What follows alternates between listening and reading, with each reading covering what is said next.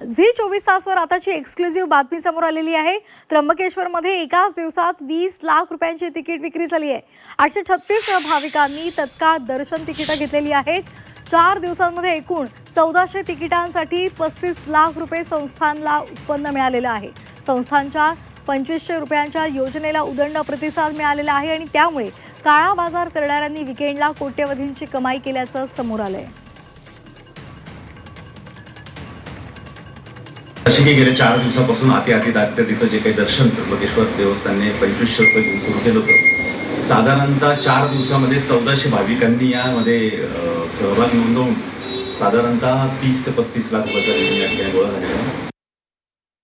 आणि या संदर्भात अधिक माहितीसाठी आपण जाणार आहोत नाशिकला। आमचे प्रतिनिधी योगेश खरे आपल्याला अधिकची माहिती देत आहेत। नाशिकला एक महत्त्वाची बातमी समोर आलेली आहे, ती म्हणजे 2500 रुपयाची जी योजना आहे त्याला चांगला प्रतिसाद मिळालेला आहे।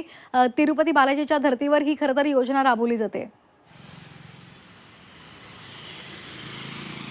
खरं आहे, जर आपण बघितलं आता सलग 4 दिवस सुट्ट्या या जोडून आलेल्या होत्या, ज्यामध्ये शुक्रवार शनिवार रविवार सुट्ट्या होत्या आणि शुक्रवारची गुरुवार शनिवार रविवार सुट्टी होती आणि शुक्रवारी ही रजा घेऊन अनेक जण फिरण्यासाठी आलेले होते। त्यामुळे त्र्यंबकेश्वरमध्ये मोठ्या प्रमाणात भाविकांची गर्दी होती। या भाविकांना तातडीनं दर्शन हवं होतं आणि त्यासाठी जी 2500 रुपयाची योजना आहे, 2500 रुपयाचं जे तिकीट आहे त्याला मोठ्या प्रमाणात प्रतिसाद पाहायला मिळाला। अक्षरशः काल रांगा या तिकिटासाठी या ठिकाणी लागल्या होत्या आणि फक्त तासाला 5 मिनिटाचं हे दर्शन होत असतं।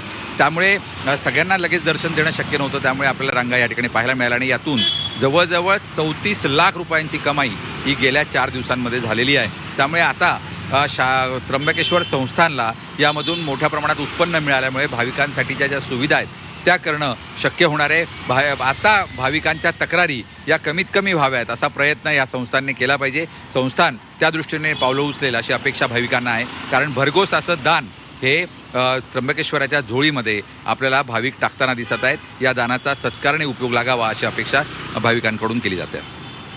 अगदी धन्यवाद आपण दिलेल्या माहितीसाठी।